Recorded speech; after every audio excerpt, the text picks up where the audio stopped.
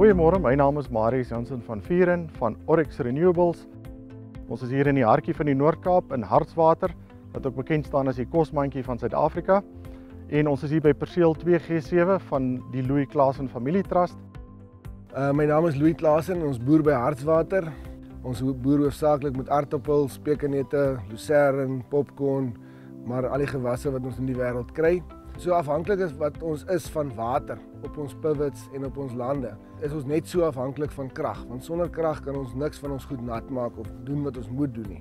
En ons het aan hulle voorgelê om te kyk na die Enphase micro-inverter. En die rede vir dit is dat die Enphase micro-inverter is modulêr, so dis maklik om uit te brei. Die ontwerp is eenvoudig en flexible. Elke paneel kry sy eie inverter en daar's geen DC nie. Alles werk op AC, so dis baie veiliger. Die inverters is IP67 rated. Die monitering is baie goed. Jy kan elke paneel en inverter individueel moniteer. Ook die opstelling van die stelsel is baie eenvoudig met die Enphase Installer Toolkit. Ons het die proses begin deur aansoek te doen by Eskom vir wat hulle noem Small Scale Embedded Generation. Ons visie is om te probeer om oor 5 of 6 jaar 100% van die grid af te wees. Op die oomblik is ons gegrid-tie met Eskom.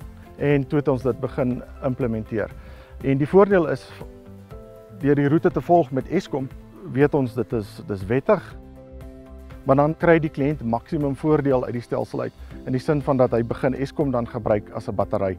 Boere in die Vaalaards gebruik tipies in die winter minder water, so die stelsel sal dan in die winter baie ekses krag produseer en al daai krag sal dan nou in die netwerk ingaan en so bou die boer krediete op wat hy dan nou offset en dit wat hy nie kan offset nie, bank hy en dan in die somermaande weer al die energie wat hy nou gebank het in hierdie wintermaande kan hy nou weer in die somer gebruik as hy nou baie pomp, want dit is warm en baie droog.